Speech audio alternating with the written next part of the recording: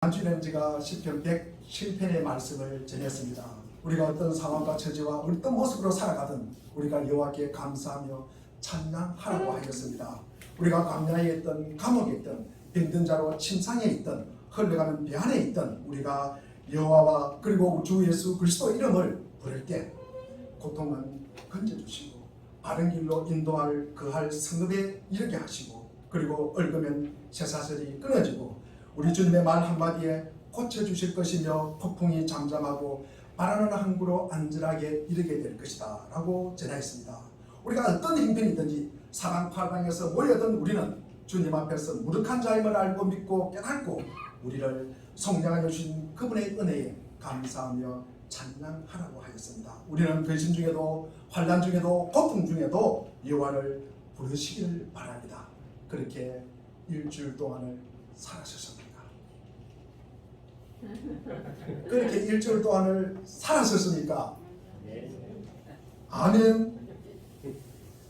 저 설교 안 하랍니다. 다시 한번 묻겠습니다. 그렇게 살았었습니까? 아멘. 우리 오늘 본문은 이사야서 말씀입니다. 이사야서는 우리 예언서라고 그러기도 하고 서신서라고 하죠. 예언서라고 합니다. 그래서 유대 초기의 역사를 보면 이 가나안 정복을 지나서 그 다음에 다윗 왕국과 솔로몬 왕국을 지납니다. 그러면서 이 시간이 점차적으로 경과하면서 이 왕국이 쇠퇴해져가는 모습을 보게 됩니다. 둘로 나눠져요. 문제가 생깁니다. 그리고 비극적인 일이 일어납니다. 이 예언서 선지서는 미래에 대한 비극적인 일, 그러니까 장차 이스라엘에 일어날 일을 예언하고 그리고 충고하는 내용입니다. 이스라엘 백성들은 두 가지 대안을 제시합니다. 하나님의 말씀을 따를 것인가 말 것인가. 그래서 그 당시 이스라엘 왕과 백성들은 예언자의 말을 갖다가 콧방도 끼지 않습니다. 그냥 조롱합니다. 우롱합니다. 그리고 자신만만합니다. 그리고 오만합니다. 부끄러움 없이 그 악행을 계속 저지르고 있습니다. 이 예언자가 괜히 하는 소리라고 말은 했지만도 이 예언자의 예언은 사실 그대로 일어납니다. 그래서 이 예언서는 그냥 짓거리는 말이 아니라는 말씀입니다. 이스라엘 역사는 왜 그렇게 전개되고 이렇게 되었는지를 설명해 주고요. 그리고 그런 일이 실제로 일어날 수밖에 없는 이유를 갖다가 말해주고 있습니다. 왜 한 나라가 그런 곤란을 겪어야 하는가? 그 원인이 도대체 무엇일까? 그러면 앞으로 미래 일이 어떻게 벌어질 것인가? 예언자는 역사라는 것은 이 우연히 일어나는 일이 아니라 이 사실을 우리에게 가르쳐 주는 것입니다. 그래서 어떤 일이 아무렇게나 발생하는 것은 아닙니다. 일정한 원리가 있다는 말씀입니다. 우리가 지난번에 우리 욥기를 말씀하시면서 제가 세상사의 관점을 보면은 이 욥이라든지 사탄이라든지 욥의 세 친구들은 뭐를 갖다가 봅니까? 그 인과관계를 어떻게 보냐 그러면은 보이는 것만이 그리고 이해되는 것만이 그리고 물질적 차원의 유익만이 그 인과관계를 갖다가 변수로 설명을 합니다. 그러나 연자는 이 재난을 당하기 전에서 뭐라고 우리에게 말합니까? 뭐라고 말합니까? 회개하라고 이야기합니다. 회개하라. 예언자는 언제 어디서나 하나님과의 바른 관계를 유지해라. 그리고 하나님과의 화해를 하여라. 하나님과 화해를 하는 것이 무엇일까? 그것을 생각하라고 하는 것입니다. 그리고 예수님께서도 우리 마태복음 3장 2절에 보니까 회개하라. 천국이 가까이 왔느니라. 하나님은 회개하지 않고 바른 관계를 유지하지 않고 그리고 하나님과 화해하지 않는 것을 큰 죄라고 여깁니다. 그래서 이런 행동의 결과로 인해서 멸망과 평화에 이르게 될 것이다. 이게 예언서가 우리에게 가르쳐주는 메시지입니다. 사도 바울은 고린도전서 10장 11절에서 우리를 깨우치기 위해서 이 말씀이 기록되었다고 말합니다. 하나님은 구약시대 때 이스라엘 백성에게 행하라고 말씀하신 것 지금도 우리 주 예수 그리스도 안에 있는 우리 모든 사람들에게 행하라고 말씀하시는 것입니다. 우리는 수요 예배를 통해서 우리 계시록을 갖다가 수요 예배 지금 강의를 하고 있습니다. 다시 묻겠습니다. 6번째 나팔을 불 때 어떤 일이 일어났습니까? 어떤 재앙이 임했습니까? 예? 3분의 어떤 사람 3분의 1이 죽었습니까? 회개하지 않는 사람. 그죠? 계시록 우리 8장 20절과 21절을 보면은 회개하지 않는 자에게 3분의 1이 죽어요. 이 땅에 있는 사람들 3분의 1이 죽습니다. 그리고 제가 한 번 더 묻겠습니다. 다섯 번째 나팔을 불 때는 어떤 자가 죽임을 당했습니까? 이마에 인치심을 받지 않는 자들, 이마에 인치심을 받지 않는 자들이 다섯 번째 나팔을 불 때 죽게 되는 그런 재앙이 일어났습니다. 그래서 회개라는 것은 굉장히 중요한 내용입니다. 우리가 오늘 본문을 통해서 이사야 우리 7장 14절 말씀을 한번 읽어보겠습니다. 7장 14절 시작. 그러므로 주께서 친히 징조를 내게 부르실 것이라. 보라 처녀가 임하여 아들을 낳을 것이고 그의 이름을 임마누엘이라 하리라. 이 임마누엘 뜻은 뭡니까? 우리와 하나님께서 함께 하시다, 같이 계신다는 뜻입니다. 그래서 우리가 하나님과 함께 하신다. 이 임마누엘의 뜻은 사실은 이 하나님이 함께 한다는 것은 뭡니까? 하나님의 언약을 믿는 자에게는 긍정적인 의미가 있지만도 하나님을 믿지 않고 하나님의 언약을 거절하는 자에게는 뭡니까? 부정적인 의미가 있는 거예요. 그런 심판을 갖다가 당하는 것입니다. 하나님의 약속을 어기는 사람들, 어떤 사람들입니까? 오늘 우리 이사야 8장 우리 9절 10절을 한번 읽어보겠습니다. 그냥 성경을 보겠습니다. 자, 우리 한번 읽어보겠습니다. 9절 10절입니다. 다 같이 읽겠습니다. 시작. 너희 민족들아 한성을 질러보아라. 그러나 끝내 패망하리라. 너희 먼 나라 백성들아 들을 지으라. 너희 허리를 동이라. 그러나 끝내 패망하리라. 너희 허리에 띠를 떼라. 그러나 끝내 패망하리라. 너희는 함께 계획하라. 그러나 끝내 이루지 못하리라. 말을 해보아라. 끝내 시행되지 못하리라. 이런 하나님이 우리와 함께 계십니다. 우리와 함께 하신다. 마지막에 우리와 하나님이 함께 하시는데 뭡니까? 앞에 보니까 패망하리라 패망하리라 패망하리라 이루지 못하리라 그 말씀을 하고 있는 것입니다. 그래서 우리가 하나님이 함께하는 사람들은, 우리가 하나님이 함께한다는 임마누엘은 우리가 믿지 않는 자들에게는 그것이 재앙이라는 것입니다. 그것이 심판이라는 말씀입니다. 그 예가 오늘 14절 15절에도 마찬가지로 나와 있습니다. 오늘 이어서 14절 15절에도 계속 그 말씀을 합니다. 하나님이 함께 하시면은 그것이 걸림돌이 되고 함정이 되고 올무가 되고 그리고 걸려 넘어지고 부러질 것이고 덫이 될 것이라고 말하고 있습니다. 우리가 오늘 이것을 보면서 우리 4절 말씀을 읽어보겠습니다. 4절 말씀을 보면 이 이사야 선지자의 아들 마헬살달 하스바스가 태어나기 1년 전, 그러니까 첫 절이 되기 전에 다메섹과 사마리아 두 동맹국이 이 아수르에게 치명적인 패배를 당합니다. 실제 오늘 본문은 이 5절 8절에서 아수르 왕 사네립의 이 군사적 범람이 유다에게 끼치는 그 파괴적인 영향력을 갖다가 지금 나타내고 있습니다. 그런 유다 땅에 아수르의 홍수가 왜 이렇게 범람했을까? 왜 범람했을까? 우리 6절에 잘 나와 있습니다. 우리 6절을 한번 읽어보겠습니다. 오늘 본문 말씀 6절을 읽겠습니다. 시작. 이 백성이 천천히 흐르는 시루와 노래를 버리고 르신과 음마야의 아들을 기뻐하느니라. 그렇습니다. 이 이스라엘 백성이 천천히 흐르는 시루아의 물을 갖다가 싫어했다는 것입니다. 하나님께서 공급하시는 이 생수를 의지하지 않고 하나님의 공급하심과 이 구원 약속을 불신하고 거절하고 배척하고 그들이 하나님께서 공급하신 이 구원의 생수를 거절하면 무엇을 받습니까? 무엇을 공급받아야 될 거 아닙니까? 그 공급이 뭡니까? 다른 생수의 근원을 의지했다는 것입니다. 그것이 아람의 여신왕 그리고 르말리아의 아들, 이것은 누굽니까? 누구를 이야기합니까? 이는 베가를 이야기하는 것입니다. 르말리아의 아들은 베가, 북이스라엘 왕을 이야기하는 것입니다. 이 사람을 어떻게 의지했다는 것입니다. 그래서 어떻게 됐다는 말씀이니까 그 결과가 이러해서 홍수가 범람했다는 이야기가 7절 8절에 나와 있습니다. 우리 7절 8절을 읽어보겠습니다. 시작. 그러므로 주 내가 흉명하고 찬란한 큰 하스 곧 아수르 왕과 그의 모든 위력으로 그를 덮을 것이다. 그 모든 골짜기에 차고 모든 벽에 넘쳐 헐렁하게 들어와서 가득하여 목에까지 미치리라. 임마누엘이여 그가 펴는 날개가 대장에 가득하리라 하시느니라. 엄청난 홍수가 덮일 것을 예고합니다. 그릇강강 평화의 강을 그리고 이 아수르의 무서운 강을 만나서 멸망하고 말 것이다. 하나님의 함께 하심은 이 임마누엘이 부정적인 의미로 함께 하심을 보여주는 예가 오늘 본문입니다. 그래서 이사야 선지자는 이 이스라엘 백성들이 위태로워진 이유를 말합니다. 그리고 그 처지를 벗어날 길을 지적해 줍니다. 하나님의 언약을 거절하지 말아라. 하나님의 언약을 거절하지 말아라. 돌아오라.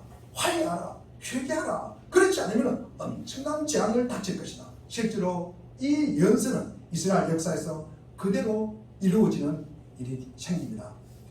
오늘 본문을 보면서 하나님께서 우리에게 하시는 교훈이 무엇일까?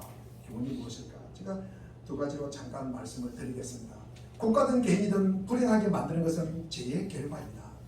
국가나 개인이나 자신이나 타인이나 어려운 일이 있다면 우리가 그 원인을 갖다가 밝히고 싶어 합니다. 보통 사람들은 그 원인을 갖다가 어디서 찾습니까? 상황에서 찾아요. 그리고 외부 여건에서 찾습니다. 주변 환경에서 찾습니다. 결정적인 단서를 찾지 못하면 뭐라고 이야기합니까? 이것이 우연이다. 운명이라고 이야기합니다. 비참하고 불행합니다. 환경이 나빠요. 그리고 물질이 안 좋아요. 그리고 교육이 부족하다고 이야기합니다. 진작에 생각하지 않습니다. 요즘 그리스도인들이 많지 않다는 이유를 갖다가 어디에서 찾습니까? 우리 통합적교회 올해 11만 명이 우리 성도가 줄었어요. 우리 노예에서 인천 동거에서는 좀 조그마한 노예입니다. 350명이 줄었어요. 그러면서 이렇게 이야기를 하는 걸 보면은 다 이게 뭡니까? 코로나를 갖다가 대고 있습니다. 참 제가 회개하면서 기도했습니다. 나는 선대 목사님들이 한 것만큼 내가 하고 있을까? 우리 한 목사님께서 하는 것만큼 내가 지금 목회를 하고 있을까? 그렇게 헌신하고 봉사할까?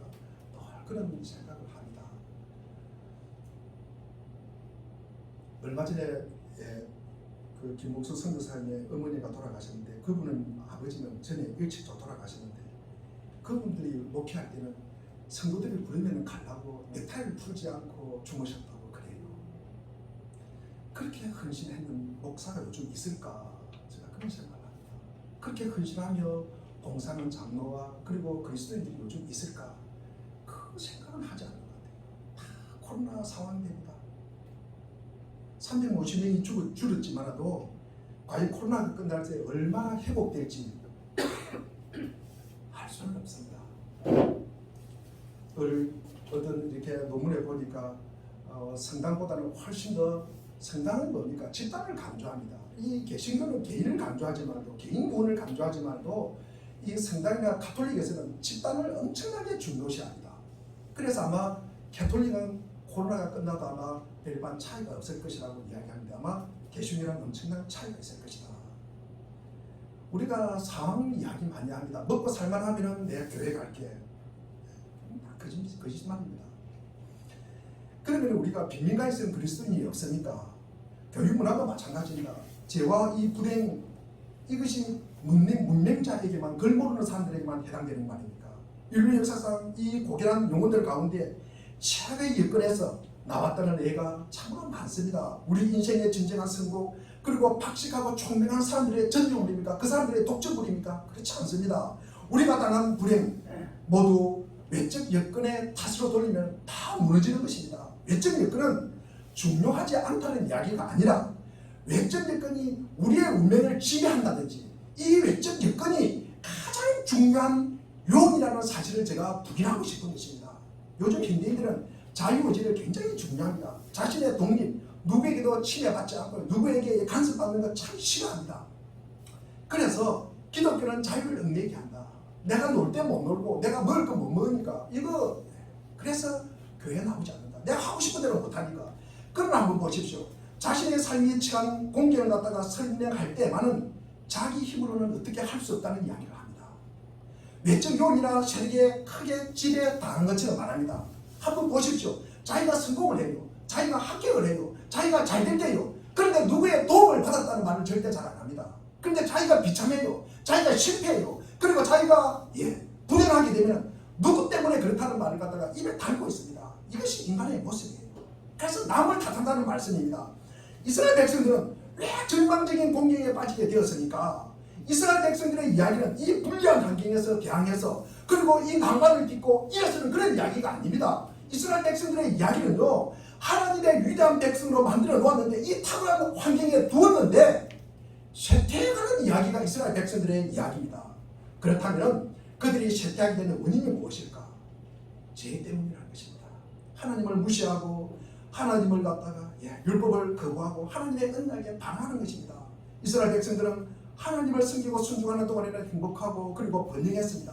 우리가 이사야 57장 21절에 보면 악인에게는 뭐가 없다? 악인에게는 뭐가 없다? 평강이 없다. 평안이 없다고 말합니다. 지금 평안하십니까? 지금 풍성하십니까? 지금 행복하십니까? 속지 마십시오. 이스라엘 백성도 마찬가지였습니다. 하나님께 등을 돌릴 때는 한동안은 잘 되었습니다. 반드시 그러나 그 고통은 찾아옵니다. 이 생에 있을 때 찾아오지 않으면 죽을 때 찾아오고, 죽을 때 찾아오지 않으면 저승에 있을 때도 찾아오는 것입니다. 지금 고통이 있으니까, 불행이 있으니까 주변 여건 상황 탓하지 마십시오. 하나님과의 바른 관계가 있는지 먼저 확인하시기를 바랍니다. 하나님을 진정으로 인정하는지, 내가 하나님을 기쁘게 하는 내가 삶을 살고 있는지를 먼저 우리가 살펴보시기를 바랍니다. 두 번째로 오늘 본문에서 주는 교훈은, 이 죄라는 것은 하나님의 법이나 하나님이 정하신 삶의 길을 거절할 때 공경에 빠뜨릴 뿐만 아니라 그 공경에서 건져주겠다는 하나님의 손길을 거절하는 것도 죄입니다.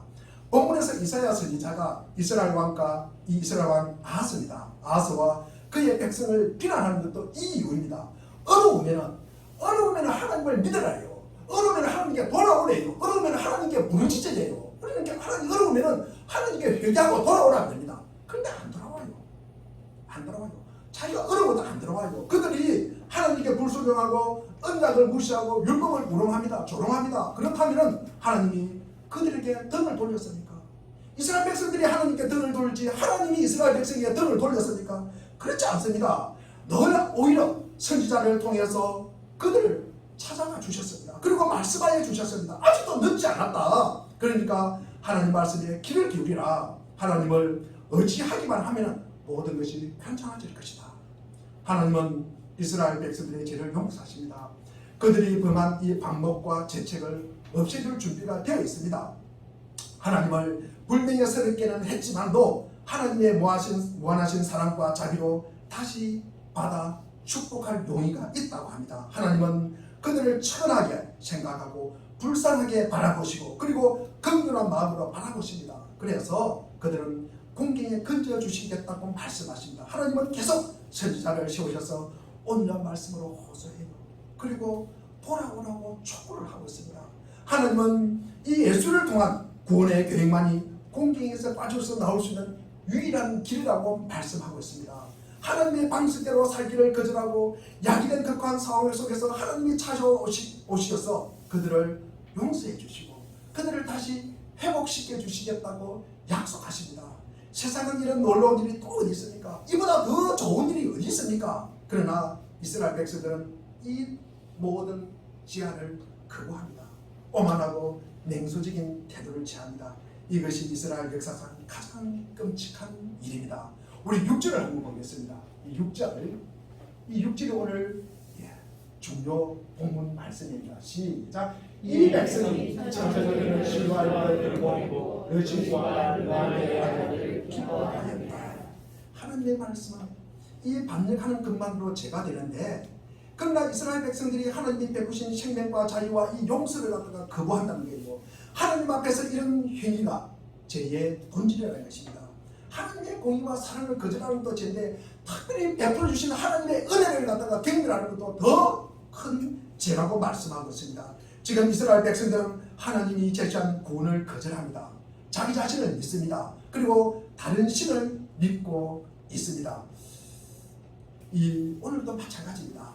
하나님께서 우리 주 예수 그리스도의 이 복음 안에서 베풀어 주신 이 구원, 오늘도 이 인생의 재난 그리고 불행에서 건져줄 수 있는 이 구원을 갖다가 거절하고 있습니다.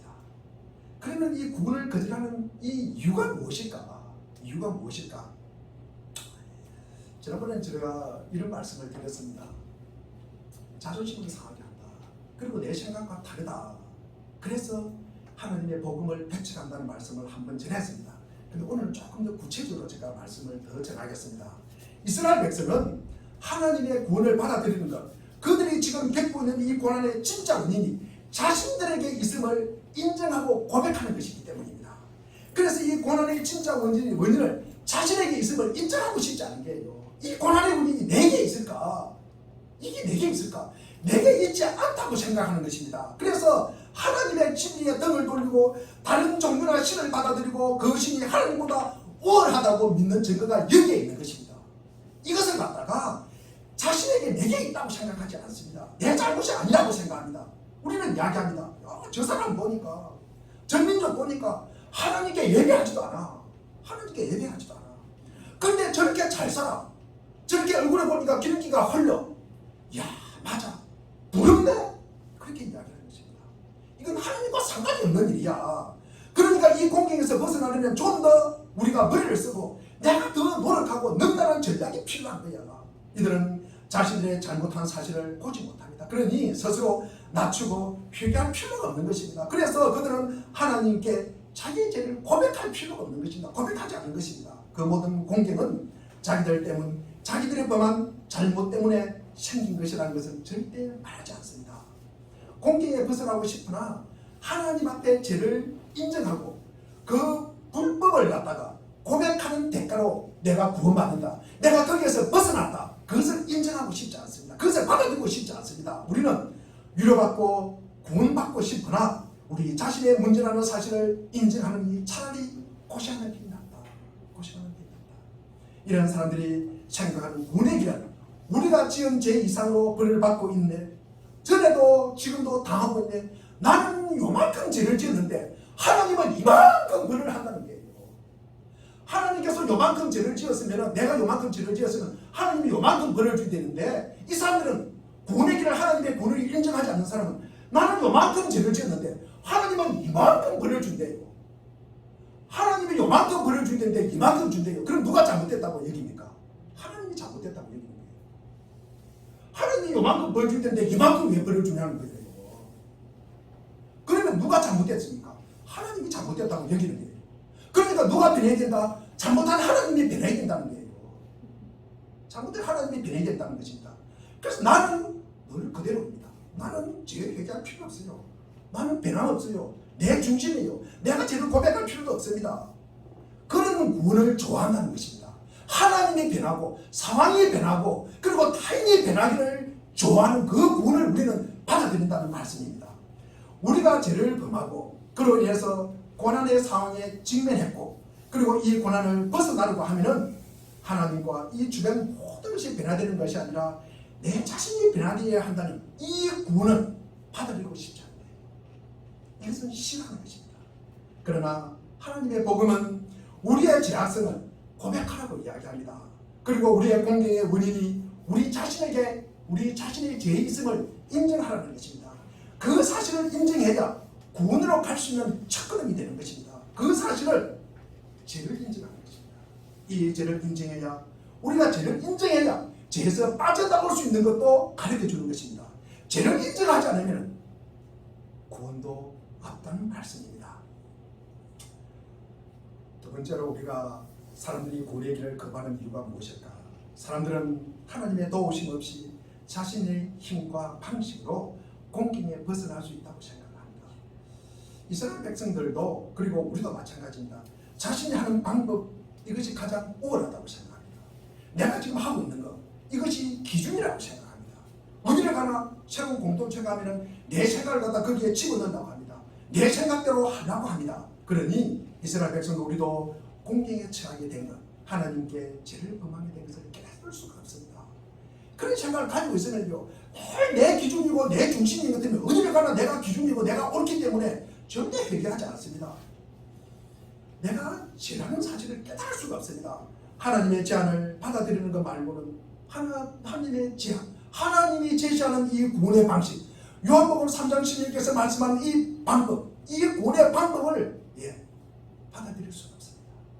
그리고 다른 방법으로 구원할 수 있는 방법이 있다고 생각하는 것입니다. 이스라엘 백성들은 6절에 조금 전에도 읽었지만도 이 실로아의 물, 이것이 뭡니까? 실로암에서 흘러나오는 물이에요. 이것이 뭡니까? 하나님의 언약입니다. 이 하나님의 언약을 그리고 르신과 배가, 그러니까 사람의 힘을 따랐다는 것입니다. 7장에 보면은 아스 왕 때 르신과 베가가 예루살렘을 침공합니다. 이사야 우리 7장 4절을 보면은 러신과 베가는 연기나는 두 부지깽이에 불과하다. 두려워하지 말고 낙심하지 말라고 이야기합니다. 그런데도 이스라엘 이 8장의 본문에 보면은 아수르가 이스라엘을 침공합니다. 그런데 아람 왕 러신과 북이스라엘 베가를 의지합니다. 지금도 마찬가지입니다. 인류가 직면한 재난, 불행, 개인적으로 국가적으로 국제적 차원에서 해결할 수 있다고 자신만만해합니다. 사람들도 인생의 행복, 성공, 평화 자기 손 안에 있다고 생각합니다. 그러니 하나님의 구원을 거부하는 것입니다. 하나님의 손길을 배척하는 것입니다. 세 번째로 보면은 이 구원의 길을 거부하는 이유가 무엇일까? 주보를 보면은 순서대로 제가 기록되어 있습니다. 하나님께서 베푸신 구원을 받아들이는 것은 하나님의 조건을 받아들여야 한다는 뜻, 하나님의 뜻에 따라 그분의 방식대로 살아야 한다는 뜻입니다. 이것을 갖다가 싫어하고 거부한다는 것입니다. 그러니까 이 구원을 갖다가 받아들이지 않습니다. 우리 10편 62편 1절에 보면은 나의 영혼이 잠잠히 하나님만 바라며. 나의 구원이 어디에서 나온다고요? 하나님의 구원이 어디에서 나온다고요? 그에게서 나오는 거다. 그에게서 나오는 거다. 그가 누굽니까? 예수 그리스도와 우리 주님을 이야기하는 것입니다. 하나님을 이야기하는 것입니다. 구원은 하나님의 소관이에요. 우리 예수 그리스도의 소관입니다. 주님의 소관입니다. 우리는 잠잠히 서 있는 것입니다. 그런데 사람들은요, 자신을 갖다가 자신이 놀라운 존재라고 생각합니다. 내가 뭐를 해야 된다고 생각해요. 내가 뭐를 해야 된다고 생각해요. 소용없는 일입니다. 여러분, 우리는 이것만 하면 됩니다. 하나님의 구원을 받아들이는 경우는 우리가 이 불순종의 결과를 받아들이는 거예요. 내가 불순종한 인간이구나. 내가 죄인이었구나. 이것을 우리가 받아들이는 거예요. 자기가 믿던 이 거짓신을 갖다가 포기하는 거예요. 그토록 오랫동안 해지중지 키워온 이 자기 중심과 작별하는 것입니다. 자기 중심을 내려놓는 거예요. 자기 중심을 내려놓는 거예요. 그게 우리가 그들의 삶이 완전히 변하고 새로워진다는 의미입니다. 우리가 새로운 교회에서 새로워진다, 성에서 새로워진다는 의미가 무엇입니까? 자기 중심을 갖다가 내려놓는 것입니다. 자기 중심을 내려놓는 것입니다. 그리스도인은 그리스도께서 자기를 위해서 돌아가셨다는 사실을 그냥 우리가 단순히 믿는 사람이 아닙니다. 우리가 그를 머리로서 얼마든지 믿을 수가 있습니다. 예수님이 나를 위해서 돌아가셨네. 얼마든지 믿을 수가 있습니다. 그는 단순하게 믿는 것이 아니라 자신이 믿는 바를 실제로 보여줘야 되는 것입니다. 머리로 믿는 것이 아니라 삶으로 보여주는 것입니다. 자기 죄를 대속하기 위해서 구세주를 십자가의 죽음으로 몰아간 뒤에 나를 위해서 십자가에 돌아가신 예수 그리스도, 왜 예수 그리스도를 십자가에 죽게 했을까? 그렇게 하신 것을 우리가 실해야 되는 것입니다. 그것을 갖다가 증오해야 되는 것입니다. 그것을 우리가 삶으로 보여줘야 되는 것입니다. 왜 예수를 갖다가 십자가에 못 박아 죽였습니까? 누가 죽였습니까? 종교 지도자를 죽였어요. 왜? 아니, 총굴에서 나온 사람이 하나님의 아들이라고 그러니까 자기가 대단한 사람들인데 이 총굴에서 나사렛에서 뭘 귀한 것이 있느냐? 자기가 나서 하나님의 아들이라고 그러니까 그게 싫은 거예요. 그래서 죽여버립니다. 우리가 그것을 갖다가 싫어해야 되는 것입니다. 그럼 왜 죽였을까? 왜 죽였을까? 자기 중심이에요. 자기 중심. 하나님은 그런 마음을 가지고 하나님을 인정할 수가 없습니다. 하나님을 받아들일 수가 없습니다. 자기 자신을 내려놔야 되는 것입니다. 우리가 이런 부분을 갖다가 싫어하고 이것을 갖다가 정오해야 되는 것입니다. 우리가 그것을 삶으로 우리가 전맹하면서 살아야 되는 것입니다. 하나님이 베풀어 주시는 구원을 받아들인다는 것은 곧 그 결과 살게 되어 있다는 삶과 우리가 밀접하게 관련되어 있는 것입니다. 우리가 하나님의 조건을 받아들인다는 의미가 이런 의미입니다. 네 번째로 우리가 하나님의 구원을 거부하는 이유는 자기들이 직면한 위험이 어떤 것인지를 깨닫지 못하기 때문입니다. 이스라엘 백성들을 보면 다 이것이 문제였습니다. 위험이 다가와요. 그런데 인식하지 못합니다. 이스라엘 역사를 한번 보십시오. 노아가 화창한 날에 지금 배를 짓고 있습니다. 비 온다고, 홍수 진다고. 그러니까 그걸 누가 믿겠어요? 믿는 사람 누굽니까? 노아 가족밖에 없어요. 노아 가족만 구원받습니다. 그런데 우리가 말도 안 되는 소리지 말도 그것을 믿는 자가 구원받는 거예요. 롯 믿지 않습니다. 롯이 뭡니까? 이 소돔과 고모라 땅에 재앙이 임박합니다. 유황불이 떨어진다. 그때까지도 뭡니까? 거기에 머물러 있는 거예요. 거기에 유황불이들이 그리고 심판이 임한다는 이야기를 들어도 믿지 않습니다. 믿지 않는 사람은 전혀 믿지 않는 사람은 뭡니까? 농담으로 얘기하는 사람은 누굽니까? 예, 사이들은 죽어버려요. 하나님의 말씀을 농담으로 얘기합니다. 모세의 근이 무시합니다. 사진 동안요 얼마나 원망 불평을 많이 합니까? 니마 지도자냐? 니마 지도자냐? 니마 성령 받았냐? 니마 예언자냐? 솔로몬 때도 마찬가지고요. 그리고 이사야를 예언자를 조롱합니다. 에레미야 선지자, 우리 이사야가 에레미야가 나오는데 에레미야 선지자를 죽이라고 그래요. 사람들이. 우리가 멸망이 임박했다. 이 경고 덜 고수성치고 비웃습니다. 그 상황은 오늘도 마찬가지입니다. 사람들이 지지해주는 증거도 없으면서 여전히 심판과 지옥은 없다고 이야기합니다. 이 땅의 마지막 모든 것이 괜찮아질 거야. 모든 것이 괜찮아질 거야. 역사의 교훈을 옆으로 제껴 넣어버립니다. 하나님의 아들 예수 그리스도께서 친히 우리에게 하신 말씀 저 멀리 밀어버립니다. 신구약 성경에서 나와 있는 유형, 정말 일어날 것 같지 않다. 계속 자기 방식대로 살아갑니다. 하나님의 예수 그리스도 안에서 베풀어 주신 구원을 거절합니다. 이사야는 이 이스라엘 백성이 멸망한 것은 하나님의 백성이 하나님의 구원을 거절하고 레신과 배반을 믿었기 때문에 라고 이야기합니다. 그런데 어떻게 되었습니까? 이사야 선지자는 모든 예언이 그대로 성취됩니다. 우리가 예루살렘의 멸망을 예언한 이 우리 주님의 예언도 그대로 성취됩니다. 그런데도 하나님의 말씀보다는 우리 말을 갖다가 앞세웁니다. 성경을 우습게 여깁니다. 성경은 과거에 있는 사람들이 무식하고 걸모르는 사람들일 때는 성경이 참 우리를 놀라게 했지만 지금은 우리가 개몽된 사람이지 않나, 우리는 배운 사람이지 않나, 지금은 놀랄 것도 감격할 것도 없다고 여깁니다. 그러나 우리 베드로전서 우리 1장 24절과 25절 말씀은 우리 한번 읽어보겠습니다. 시작. 그러므로 모든 육체는 풀과 같고 모든 영광은 풀의 꽃과 같으니 풀은 마르고 꽃은 떨어지되 오직 주의 말씀을 세세토록 있도다 하였으니 너희에게 정한 복음이 곧 이 말씀이니라. 주님의 말씀이 영원하대요. 이것이 복음이에요. 그리고 주님의 말씀은 언제 어디서나 살아있고 우리를 다스리실 것이라는 말씀입니다. 저는 저뿐만 아니라 우리 여러분의 영혼을 참으로 소중하게 생각합니다. 저의 심판과 이 재앙에서 그 영혼을 참으로 구원하고 싶기 때문입니다. 이 목회자가 할 일이라고 생각합니다. 제가 그래서 하나님의 영광스러운 구원의 길이 무엇인가? 이 사람이 구원의 길, 왜 사람은 구원의 길을 볼 수가 없을까? 왜 그럴까? 눈이 멀었기 때문이다. 우리 사도 바울이 다메섹 도상에서 우리 주님을 만납니다. 그러면서 눈을 떴습니다. 우리 사도행전 26장 18절을 보면은 그 눈을 뜨게 하여 어둠에서 빛을 보게 하였다.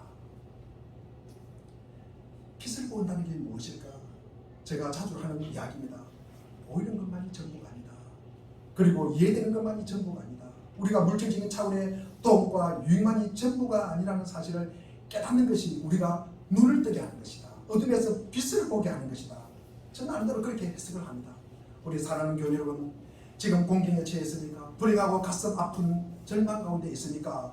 어떻게 해야 몰라 해답을 찾고 있습니까? 죽음과 앞으로의 삶이 들어오십니까? 어떤 위치와 처지, 행편에 있던 복음을 우리가 잘 들으십시오. 우리 복음은요, 우리가 손에 뻗으면 닿을 수 있는 것이 있습니다. 이스라엘 백성들은 동맹국을 만들기 위해서 도움을 청하기 위해서 예루살렘 밖으로 나갑니다. 국경 밖으로 나갑니다. 그를 나갈 필요가 없다는 것입니다. 이스라엘 백성이나 우리와 그리고 지금 함께 하시는 임마누엘 하나님이시라는 것입니다. 하나님은 함께 하시요. 지금도 함께 하시요. 우리가 어디에 있든지 함께 하십니다. 언제나 함께 하십니다. 여전히 도와주시는 하나님이시라는 말씀입니다. 우리가 이사야 52장 7절 말씀, 이 말씀을 우리가 꼭 제가 자주로 인용하는 말씀입니다. 한번 읽어보겠습니다. 우리 이사야 52장 7절과 우리 이사야 40장 9절 10절 말씀은 꼭 우리가 참으로 중요한 말씀입니다. 꼭 기억하시길 바랍니다. 시작. 좋은 소식을 전하며 평화를 공포하며 복된 소식을 가져오며 구원을 공포하며 시온을 하게 이르기를 내 하나님이 통치하신다 하는 자의 산을 넘는 말이 어찌 되겠나오. 이 말씀을 갖다가 보면은 주는 누구다? 좋은 소식이에요. 복음이에요. 서술은 뭐다? 하나님이 통치하신다는 것입니다. 복된 소식, 복음은 뭡니까? 하나님이 통치하신다. 하나님이 언제 어디서나 하나님이 다스리고 계신다는 말씀입니다. 이것이 바로 복음의 가장 영광스러운 사실입니다. 복음은 우리가 있는 가장 바로 가까운 곳에 우리에게 찾아오신다는 말씀입니다. 이스라엘의 문제는 예루살렘에 있고 이 구원 역시 예루살렘에서 베풀어졌습니다. 본문에 나온 이 실로아의 물이 그것을 상징하고 있습니다. 우리가 죄 가운데 있던 마음이 상해 두려워하고 있던 우리가 있는 바로 옆에 하나님의 아들 예수 그리스도께서 서 계십니다. 그분이 우리에게 요청하신 것은 바로 이것입니다. 그분을 바라보라는 것입니다. 시간과 장소에 상관없이 우리가 어디서 그분을 찾든 언제 필요로 하든 그분은 항상 그곳에 계십니다. 그러니 그리스도께 돌아오십시오. 2020년 10월달을 지내고 있습니다. 우리 2021년 우리 물된 동산교회 표가 무엇입니까? 2021년 우리 물된 동산교회 표가 무엇입니까? 주보 없습니까? 주보 한번 보겠습니다. 자, 히브리서 12장 2절이라고 되면 앞면에 보면은 뭐라고 되어 있습니까? 우리 한 목소리 읽어보겠습니다. 시작! 예수를 알아봅시다. 우리 이것이 2021년 우리 교회 포입니다. 예수 그리스도를 우리 바라보시기를 바랍니다. 네. 우리가 두 번째로 복음은 단순하고 겸손한 구원의 길입니다. 이스라엘 백성들은 천천히 고용이 흐르는 실로아의 물을 거절합니다. 사람들은 군대를 조직하고 단체를 만들고 영향력을 과시하고 참으로 이렇게 보여주기를 좋아합니다. 엄청나게 분주하게 돌아다닙니다. 활동하기를 좋아합니다. 그것에 비교해서 하나님의 구원은 단순하고 고함치지 않습니다. 우리 이사야 42장 우리 3절에 보면 그분은 상한 갈대를 꺾지 아니하며 꺼져가는 등불을 끄지 아니하고 십자가의 고통에 순종함으로 우리 인생은 구원의 길로 인도하십니다. 이것이 진리입니다. 우리 감사하게도 구원의 길은 단순합니다. 누구에게나 열려 있습니다. 우리가 배운 사람만 가는 곳이 아니고 돈 많은 사람이 가는 것도 아닙니다. 다만 그리스도께서 우리를 위해 행하신 모든 것을 말해준다. 그저 그리스도께서 행하신 것을 받아들이고 그분께서 우리 자신을 그분에게 우리 자신을 굴복시키기만 하면 됩니다. 그리고 그분을 기쁘시게 해드리는 삶으로 우리의 감사를 표현하기만 하면 됩니다. 구원의 복음은 우리 곁에 있습니다. 어린 아이라도 받아들일 만큼 너무나 쉽고 단순합니다. 우리 마태복음 11장 29절과 우리 30절을 한번 읽어보겠습니다. 시작. 나는 마음이 온유하고 겸손하니 나의 문제를 보고 내게 배우라. 그리하면 너희 마음이 심을 얻으리니 이는 내 문을 씻고 내 짐은 가벼우니라 하시니라. 그렇습니다. 우리 주님은 너무나 쉽고 우리를 가볍게 하시고 우리를 너무나 단순하게 주님 앞에 나오게 할 수 있다는 말씀입니다. 세 번째로 하나님이 베푸시는 구원의 복음은 실로아의 물처럼 절대적으로 마르지 않다는 말씀입니다. 이스라엘 백성은 겉으로 조한 제국들은 끊임없이 변합니다. 그러나 하나님은 변함이 없고 어제나 오늘이나 무엇이나 동일하시다. 그렇습니다. 우리의 상황 그리고 하나님께서 어떤 영향 그리고 어떤 타격 없습니다.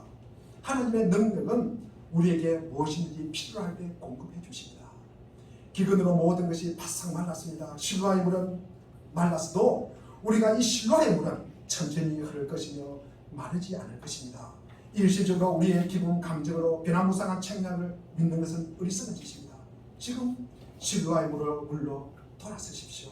그 물이 여러분을 만족시켜 주실 것입니다. 그 물이 여러분을 평강의 길로 인도하실 것입니다.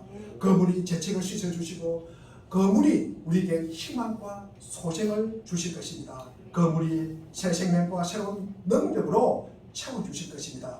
바로 이것이 우리 죄를 위하여 죽었다가 우리를 의롭게 하기 위해서 다시 살아나시고 지금도 우리를 축복해 주기 위하여 하나님 보좌 우편에서 기다리신 하나님의 아들 예수 그리스도 안에서 하나님이 베풀어 주신 구원입니다. 이것만이 천국으로 갈 수 있는 유일한 길입니다.